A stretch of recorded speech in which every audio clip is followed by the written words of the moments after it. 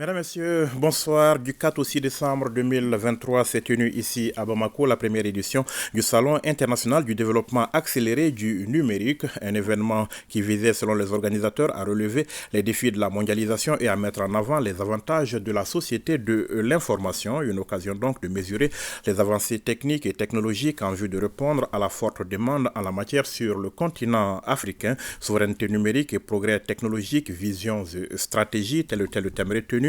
Le salon était organisé par le groupement des organisations professionnelles du numérique sous l'égide du Conseil national du patronat du Mali avec l'accompagnement du ministère en charge de l'économie numérique et des organisations sous-régionales internationales. Youssouf Sakali, bonsoir. Bonsoir. Vous êtes gestionnaire en informatique, vous êtes fondateur et directeur général de la société iServe Mali. C'est ce que vous appelez dans le jargon informatique une SS2I, une société donc de services en intégration et informatique. Vous représentez donc sur ce plateau le groupement des organisations professionnelles du numérique. Bienvenue sur notre plateau et merci d'avoir accepté notre invitation. Merci de m'avoir invité et de nous avoir invité, nous, membres du groupe, à venir nous exprimer ici aujourd'hui. C'est un plaisir. On parlera de l'expérience de votre société qui a déjà une douzaine d'années de parcours derrière elle, mais parlons du salon, le SIDAN, un salon, un autre, est-on tenté donc de dire, un autre salon donc consacré au numérique, c'est dire que les espaces du genre se multiplient. Qu'est-ce que les acteurs du numérique cherchent à travers la multiplication, on va dire, de tels espaces? Déjà, permettez-moi de souligner que cette multiplication pour nous est une bonne chose. Nous l'accueillons avec beaucoup de plaisir et de bonheur parce qu'elle ne montre que le dynamisme et la richesse en fait, du secteur et qu'en soit, c'est quelque chose qu'il faut encourager. Maintenant, pourquoi un salon de plus? Parce que je pense que c'est ça la question. C'est parce qu'au sein de toute cette activité, de toute cette effervescence, il était quand même apparu nécessaire de trouver un salon commun où les acteurs se retrouvent ensemble pour parler de la même voix et essayer de regrouper les énergies afin de bien situer les problèmes qui sont communs. Donc ce salon est un peu là pour regrouper tous les acteurs en fait, afin d'aller vers un salon d'une autre taille, de niveau international. Parce qu'ils évoluent un peu en rang dispersé, les acteurs? Alors, on peut le penser comme tel, mais je pense qu'on peut aussi le voir comme étant des spécificités, parce que le numérique finalement est vaste. Nous avons tendance à penser que le numérique est unitaire, mais il est très varié. Avec ce salon, vous allez voir que beaucoup de secteurs se sont regroupés. Il y a déjà d'abord les sociétés classiques, les sociétés informatiques du numérique, que je représente d'abord ici, c'est-à-dire l'ASIM, l'association des sociétés informatiques. Mais il y a également les sociétés de télécom, donc ceux qui travaillent de façon exclusive dans le secteur des téléphones. Il y a les start-upers. Vous savez qu'aujourd'hui, le Mali est reconnu pour ses talents dans l'innovation et que les start-ups, qui sont des jeunes pousses, des jeunes sociétés, sont de plus en plus nombreuses et elles sont aujourd'hui très dynamiques au sein de leur propre association. Il y a les femmes qui sont spécialisées dans le cadre du TIC. Il y a également les associations qui s'occupent de l'Internet, qui veillent à ce que l'Internet soit bien utilisé au Mali, que l'Internet soit développé au Mali. Parce que l'Internet aussi est un vaste sujet à part. Bref, c'est vous dire que les sujets sont nombreux et qu'à un moment donné, qu'il y ait autant de groupements que d'intérêts n'est pas une mauvaise chose. Mais de temps en temps, qu'on s'assoit ensemble pour avoir une vision commune est aussi très utile. Est-ce que les salons qui ont été organisés jusque-là, les rencontres jusque-là organisées par rapport au numérique, ces rencontres n'ont pas été suffisamment intégratrices à vos yeux? Comme je dis, je pense que c'est des rencontres sectorielles jusqu'ici, qui sont venus parler de sujets très spécifiques qui les intéressent. Donc, qu'ils fassent des événements pour mettre en valeur, pour mettre en exergue des spécificités qu'ils ont, n'est pas une mauvaise chose. Donc, mais aujourd'hui, qu'on arrive à se retrouver dans le cadre d'un salon unique, au moins une fois par an, nous espérons, pour converger nos visions. Parce qu'à un moment donné, il ne faudrait pas que chacun fasse chemin à part et qu'il y ait une vision multiple pour le pays. Parce qu'au final, ce qui est important, c'est le pays lui-même. Donc, qu'on se réunisse pour pouvoir de temps en temps parler de la même voix est très utile. Cela n'empêche pas l'ASIM de continuer à faire les réflexions qui lui sont propres, tout ce qui est en lien avec la professionnalisation du secteur, etc. Cela n'empêche pas les sociétés télécoms aussi de réfléchir sur les sujets qui leur sont propres, etc. Alors, et déjà l'intitulé donc de ce salon qui parle de développement accéléré. Pourquoi a-t-on besoin aujourd'hui d'un développement accéléré? Nous essayons de prouver que les enjeux de développement de nos pays, à un moment donné, ne pourront se faire sans le numérique.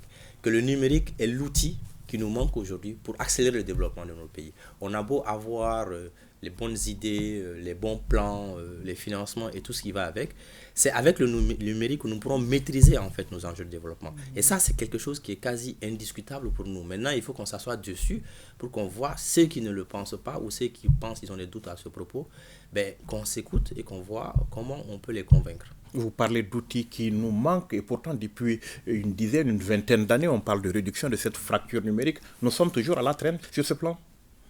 Alors, il faut d'abord comprendre que l'évolution du numérique, aussi bien au sein d'un pays comme au sein d'une localité ou une ville comme au sein d'une entreprise, suit des étapes.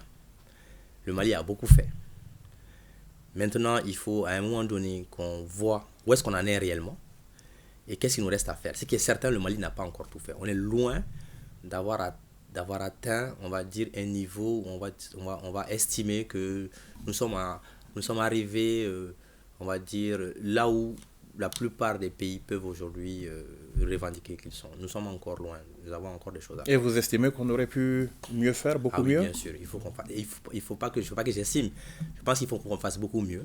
Si vous voulez que je rentre dans le vif du sujet, il faut qu'on fasse mieux déjà au niveau du privé, c'est-à-dire nous-mêmes. Il faut que nos entreprises acceptent plus de se transformer numériquement. Ce n'est pas encore le cas. Nous avons encore des structures de la place, même parmi celles qui sont les plus grandes, qui sont encore, on va dire, à des étapes basiques de numérisation. C'est-à-dire, ils utilisent l'Internet, ils ont un minimum de réseau.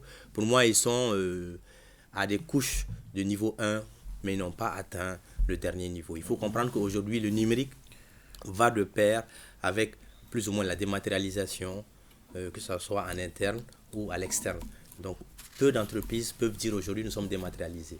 Peu d'entreprises peuvent dire aujourd'hui, nous utilisons très peu de papier, par exemple. C'est un indicateur parmi tant d'autres. Mais donc, il y a encore du chemin à faire. Et au niveau de l'État, c'est la même problématique. Aujourd'hui, l'État a fait d'énormes investissements dans le numérique, mais il reste encore beaucoup de choses à faire. Beaucoup de choses à faire. Et au sein de l'État, c'est plus facile encore à identifier parce que, on le vit au jour le jour. C'est quand vous serez capable de faire la plupart de vos demandes citoyennes à travers le numérique, de demander votre casier judiciaire ou votre acte de naissance via votre téléphone, que l'État pourra estimer qu'ils ont fait beaucoup dans le cadre du numérique. On n'en est pas là. Mais la faute à qui, M. Sakali? À vous, acteurs du numérique, ou à l'État finalement? Oui, certainement, on est fautifs, nous, acteurs du numérique. D'abord, nous, peut-être qu'on n'a pas été suffisamment force de proposition.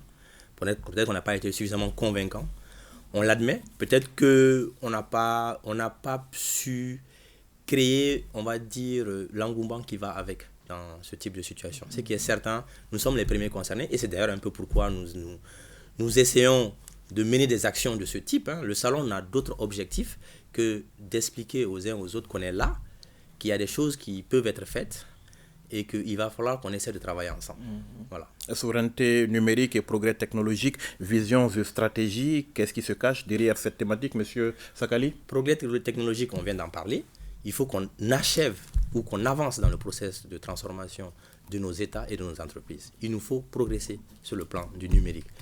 Pour quel enjeu? Pour la souveraineté numérique de nos pays. Parce qu'en fait, ce qui est en train de se jouer aujourd'hui, c'est que si on ne travaille pas ensemble, si on ne met pas en place des outils locaux produits par nos propres entreprises, c'est qu'à un moment donné, nous allons utiliser des outils qui sont produits par les autres. Et que ça, déjà, ça pose un premier problème. Et ce qui arrive très rapidement, de plus en plus, dans le monde aujourd'hui, que vous devez noter, c'est l'enjeu de la donnée. Nos pays, et ça, ce n'est pas uniquement le Mali, je parle à l'échelle du continent, nos pays ne semblent pas anticiper suffisamment l'enjeu de la donnée. La donnée, aujourd'hui, c'est le nouvel or. Les prochaines guerres ne se feront pas forcément pour de l'or ou du pétrole. Ça va probablement se faire, entre autres, aussi pour de la donnée informatique. Cette information, cette denrée qui va devenir de plus en plus précieuse, elle doit être gérée, elle doit être localisée. Elle doit être localisée, ça veut dire en fait qu'elle doit se situer intra-muros. Elle doit être chez nous, en fait.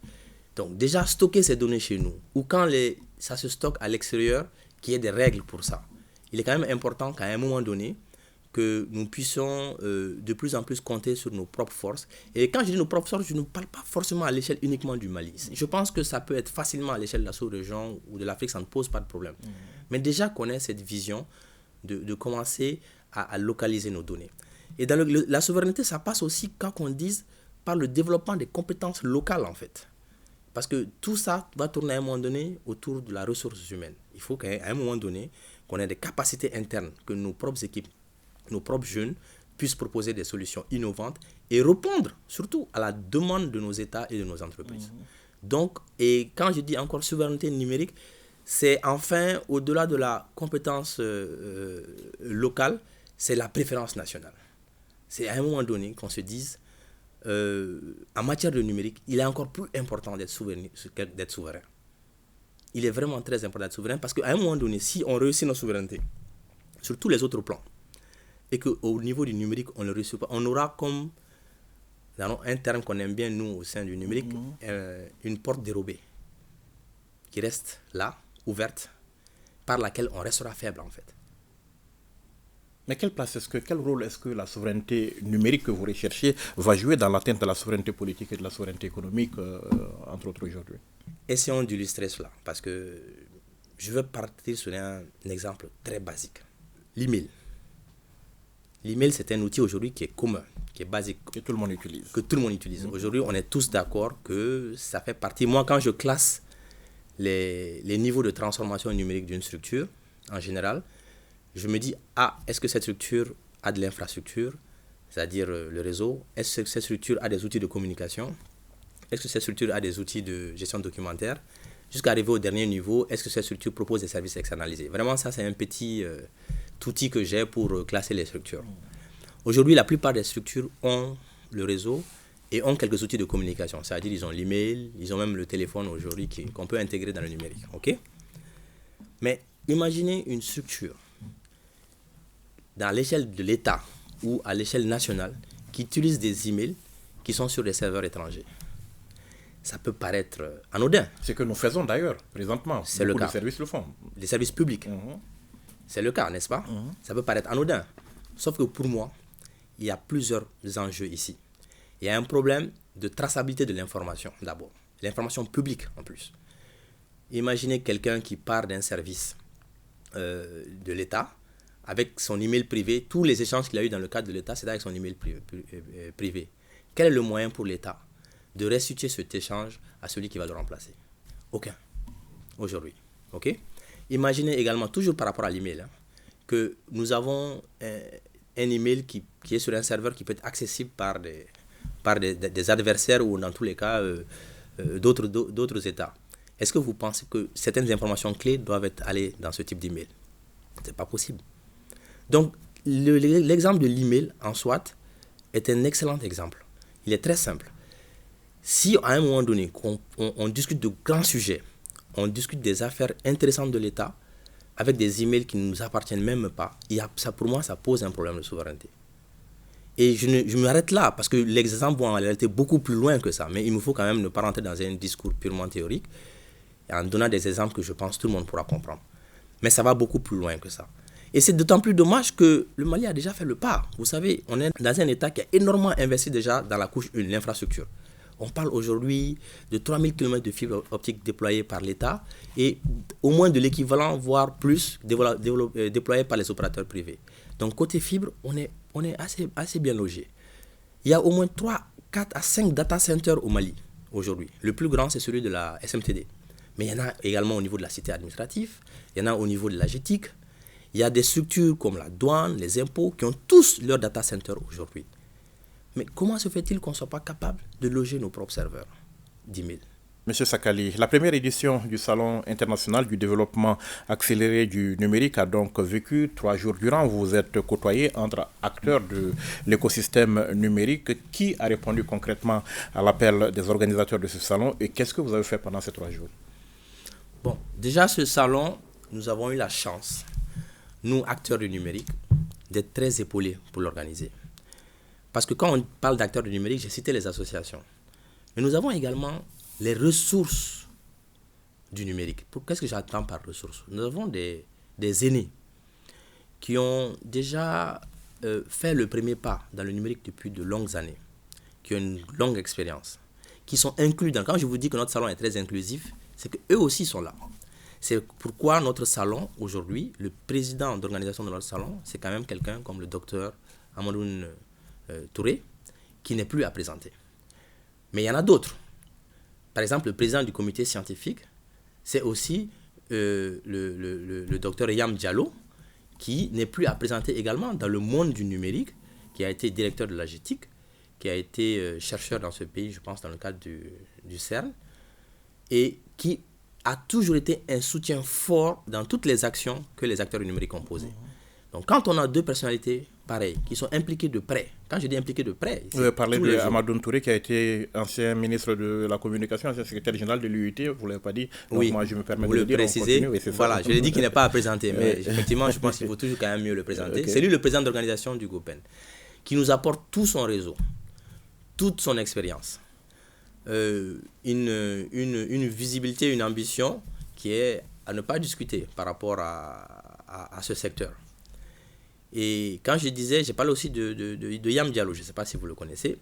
On l'appelle affectueusement Tonton Yam dans le secteur, pour vous dire que c'est vraiment un senior, un aîné, et qui lui aussi a beaucoup fait pour ce secteur. Nous partons déjà nous pensons sur le bon pied. Mais au-delà de ces ressources qui nous ont complétées, nous avons été portés par le CNPM, qui est actuellement dans une forte logique d'accompagnement du secteur numérique. Le message que j'essaie de véhiculer aujourd'hui est partagé à 100% par le CNPM. Ils ont compris que sans le numérique, on va aller plus lentement. Sans le numérique, on va aller moins efficacement. Donc le CNPM aujourd'hui porte à 100% ce projet. Et c'est normal aussi parce que le GoPen aujourd'hui est devenu une des fêtières du CNPM. Et en troisième lieu, nous avons le département qui dès le départ a tout de suite accroché quand on allait les rencontrer par rapport à cet événement. Ça veut dire qu'ils voient l'intérêt de cet événement. Ils l'ont accompagné du début à la fin de façon intime. Ils ont participé quasiment à toutes les actions qu'on a posées. Donc cet événement en tant que tel est vraiment parti sur le bon pied. On a vraiment réussi à fédérer l'ensemble des acteurs. Et c'est pourquoi moi je dis, avant on avait ce problème de collaborer chacun de notre côté. Le privé à part, le public à part. Et il y a l'enseignement aussi, qu'il va falloir à un moment donné qu'on implique de plus en plus dans ce type d'action. Parce que pour moi, c'est le troisième monde qu'il faut un peu fédérer à ces deux autres mondes-là. Donc, aujourd'hui, on a réussi ça. Et c'est un point de départ. Il faut maintenant continuer.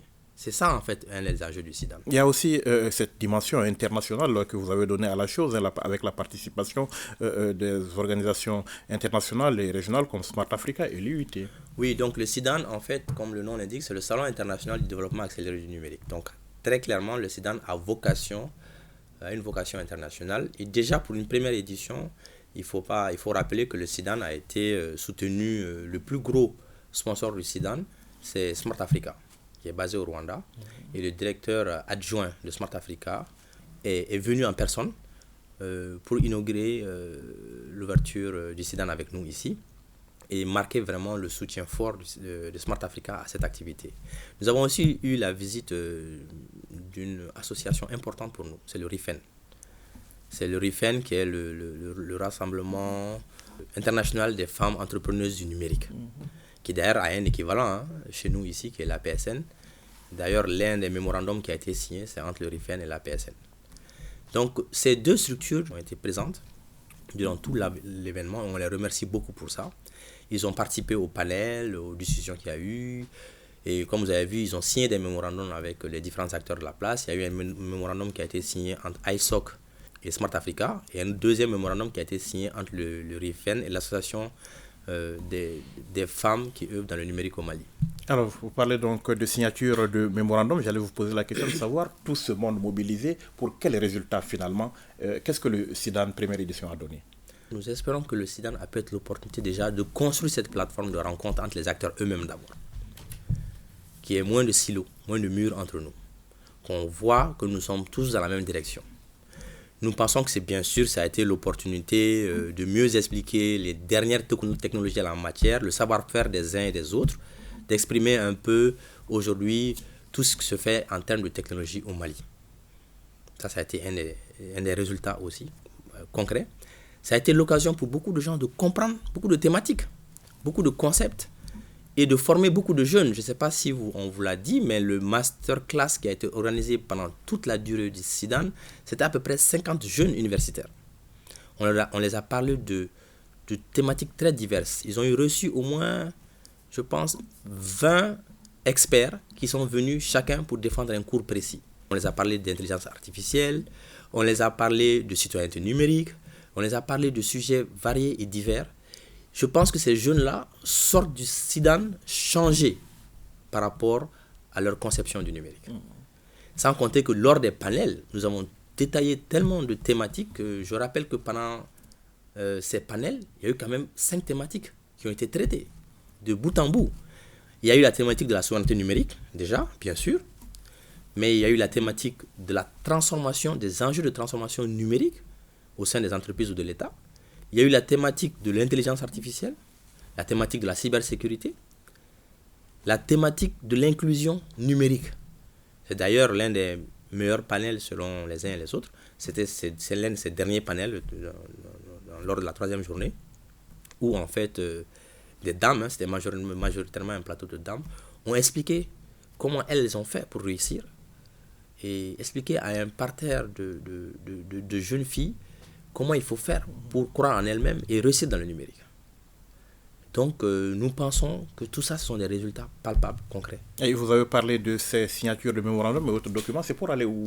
Non, les mémorandums sont très importants parce que, prenons le mémorandum ISOC Smart Africa. Smart Africa est une structure qui rayonne dans toute l'Afrique, sur tout le continent, pour développer le numérique. Et l'un des credos de Smart Africa, c'est la formation. Aujourd'hui, entre Smart Africa et ISOC Mali, ce mémorandum va permettre non seulement à Smart Africa de mettre un pied au Mali pour développer des activités de formation, mais à ISOC d'avoir un partenaire fiable, régulier, pour l'aider dans ses activités. Donc, c'est vraiment tout bénéfique pour les deux acteurs. C'est la même chose entre le RIFEN et la PSN. Et il faut rappeler que le GOPEN même a signé des partenariats stratégiques avec ces deux entités également. Donc, nous sommes quand même face à des structures majeures sur le continent, le RIFEN, Smart Africa, qui, pour la première fois, ont trouvé une porte d'entrée au Mali et je pense pour une collaboration à long terme. Alors, quel mécanisme, M. Sakali, pour consolider un peu les acquis de ce premier salon? Déjà, tout se joue sur le niveau de collaboration et l'espace de collaboration entre les acteurs qu'on va pouvoir pérenniser. Parce que pour moi, le SIDAN, c'est en réalité un catalyseur pour le COPEN lui-même. Donc si aujourd'hui, grâce à ce salon, les acteurs ont compris qu'ils doivent pouvoir travailler ensemble et que nous puissions chaque année se retrouver dans ce rendez-vous pour faire le point de l'avancement de nos différentes priorités, c'est déjà un premier acquis. Il faut savoir que dans le cadre du SIDAN, en dehors de la collaboration entre les acteurs, l'autre axe prioritaire pour nous, c'est de créer un cadre de discussion entre aussi nous, en tant que SIDAN, GOPEN, et l'État. Et nous pensons qu'à travers cet événement, nous allons pouvoir faire avancer plus rapidement ce cadre-là. Il y a des choses qui se font, hein. Je veux dire, le SIDAN ne vient pas innover en tout. Il y a beaucoup de choses qui se font. Mais nous voulons accélérer les choses. Nous sommes pressés, nous voulons vraiment que l'État aille plus vite. Que ce soit dans le cadre de la politique, la nouvelle politique nationale du numérique. Je pense qu'il est important qu'on mette les choses en place, qu'on aille plus vite là-dessus. Que ce soit dans le cadre d'un outil ou d'une structure qui va permettre de regrouper l'ensemble des acteurs. Je pense que c'est un besoin aujourd'hui qui est exprimé par beaucoup. Nous avons parlé également du statut des start-upers. Nous pensons que le pays a besoin d'encourager les start-up de façon beaucoup plus structurée. Et aujourd'hui, il y a une loi qui est sur la table, qu'on voit ensemble qu'est-ce qui ne marche pas afin de lever les blocages et d'avancer, parce que c'est un besoin.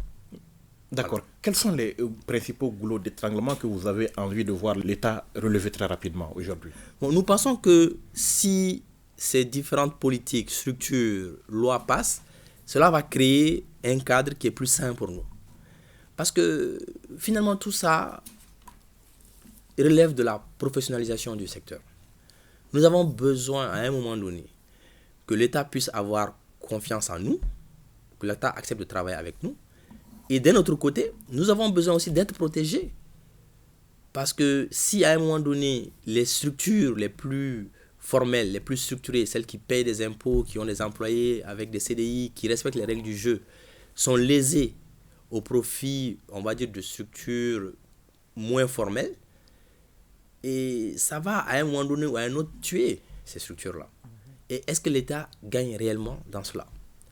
Donc ça, c'est des problématiques de fond, en fait, qui vont devoir sortir. D'ailleurs, le troisième problème aussi, c'est, à un moment donné, est-ce qu'il ne faut pas qu'on trouve la solution quand certaines missions, certains projets peuvent être menés de bout en bout par des structures locales, de privilégier ces structures locales pour ne pas systématiquement les ignorer et aller vers des structures étrangères.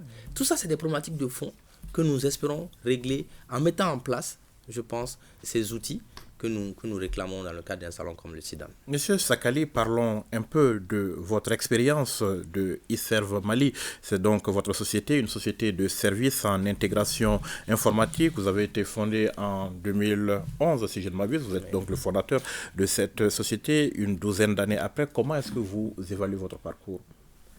Bon, c'est un parcours très riche dont je suis personnellement très satisfait. C'est un parcours qui n'a pas été facile parce que le contexte quand même est lié à l'histoire du pays où il y a eu beaucoup de hauts et de bas ces derniers temps. Il faut savoir qu'une structure comme la mienne, c'est tout ce qu'il y a de classique aujourd'hui dans le domaine du numérique. C'est une structure qui commence avec 2 personnes, qui en 2017 comptait 30 personnes. Aujourd'hui, qui a 15 employés CDI. Donc, comme vous voyez, il y a eu quand même cette chute de personnel liée à la baisse de l'activité à un moment donné. Mais c'est une structure qui a la chance d'avoir des bases saines et solides. C'est-à-dire qui fonctionne de façon très régulière avec tout ce qu'il y a comme outil qui permet à une société de fonctionner, qui entend respecter toutes les règles du jeu.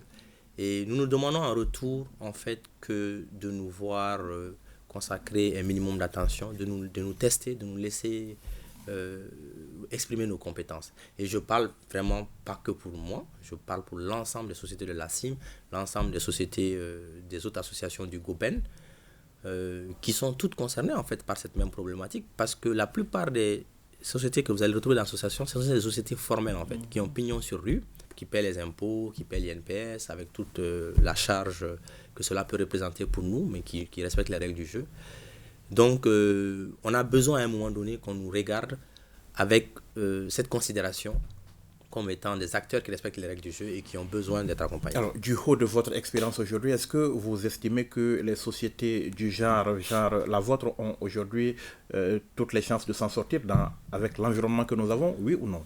Alors, c'est très difficile, M. Konaté, aujourd'hui. L'environnement est très, très difficile économiquement et je pense que ce n'est pas seulement pour les sociétés informatiques. Il ne faut pas tourner autour du pot. Économiquement, aujourd'hui, il y a des choses à faire et à améliorer.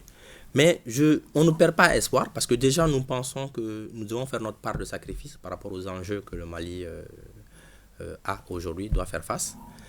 Mais c'est surtout qu'en fait, ce n'est pas insurmontable aujourd'hui. Il ne faut pas grand-chose. Il faut juste plus d'organisation, plus de clarté, assainir un peu plus les différentes activités, les différents secteurs. Et nous, ça va aller très bien.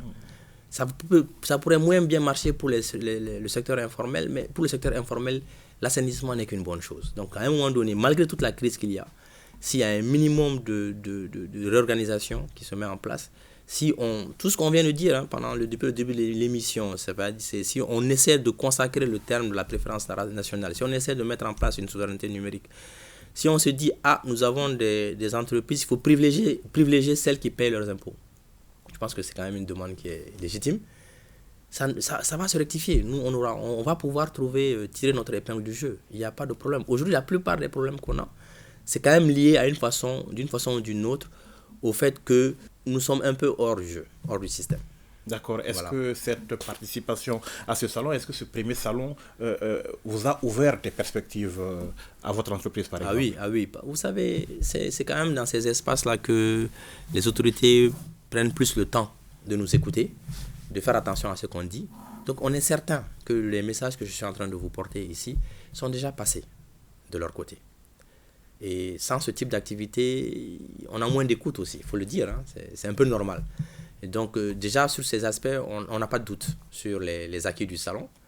Maintenant, c'est le futur qu'il faut regarder, c'est comment pérenniser, parce qu'il ne s'agit pas de passer un message une fois, et puis après d'oublier le message. Comme on l'a dit, on souhaite que à la suite de ce type d'événement, le cadre de discussion soit permanent.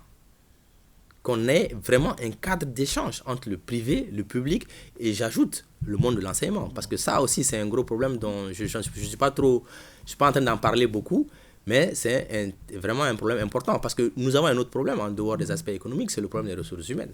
C'est le problème des formations. Mais ce qu'il faut retenir, M. Konaté, c'est que des structures comme les nôtres, 15, 20, 30 employés, sans compter les sociétés télécoms qui parfois ça monte beaucoup, parce qu'eux ils ont beaucoup d'ouvriers sur le terrain pour tirer la fibre optique, etc., qui peuvent monter parfois jusqu'à 200, 300 employés. Si on en a beaucoup dans le pays, ça fera un bien énorme à l'économie. C'est-à-dire qu'on a bien sûr les grandes structures qui sont utiles à l'État, mais les fameuses PME, c'est aussi nous, les acteurs du numérique. Et je vous dis, M.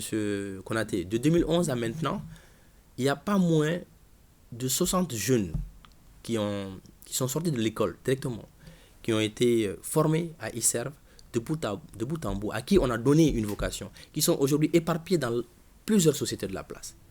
Il n'y a pas moins de 60 jeunes qui sont passés chez nous, en dehors des 15 qui sont là aujourd'hui. Et parce que même il n'y a pas longtemps, je regardais la liste des anciens contrats.